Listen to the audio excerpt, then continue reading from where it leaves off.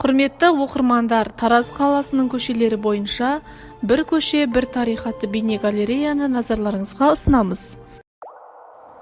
Қайназаров Уалихан Рахымұлы 1919 жылы 15 ақпанда Әулие-Ата ауданының қазіргі Жамбыл облысы Ақтөбе ауылдық кеңесінде дүниеге келген. 1940 жылы тамызда Жамбыл зооветтехникум бітіргеннен кейін Байқадам ауылында зоотехник болып еңбек жолын бастады. 1940 жылдың қазан айынан бастап Қызыл армия қатарында болды. Ұлы Отан соғысының қатысушысы.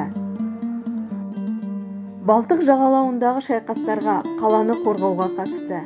Мәскеу фашистік басқыншыларды Ресейден, Белоруссиядан, Украинадан, Польшадан және Германиядан қуып, бөлім командирі, взвод командирінің көмекшісі, взвод командирі болды.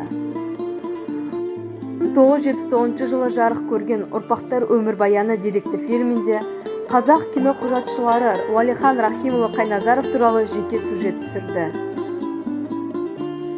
Гвардия капитаны Қайназаровтың еңбегі Ұлы Отан соғысы майдандарында Қызыл жұлдыз орденімен, бірінші дәрежелі Ұлы Отан соғысы орденімен, екінші дәрежелі Ұлы Отан соғысы орденімен, Мәскеуді қорғағаны үшін медалімен, Германияны жеңгені үшін медалімен, қарулы күштердің жоғарғы бас қолбасшысының атынан көптеген грамоталармен марапатталды.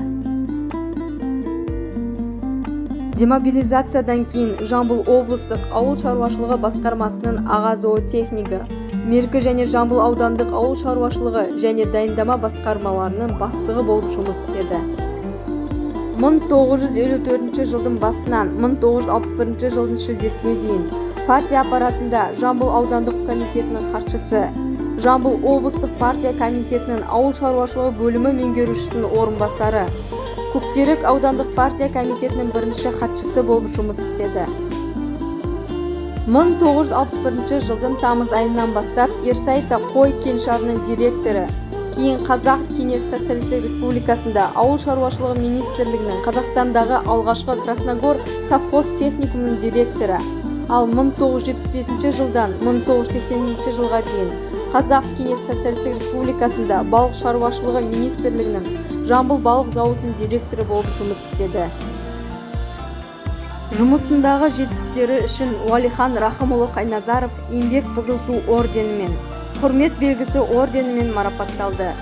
Бірнеше рет Қазақ Кеңес Социалистік Республикасының жоғарғы кеңесінің құрмет грамоталарымен марапатталды.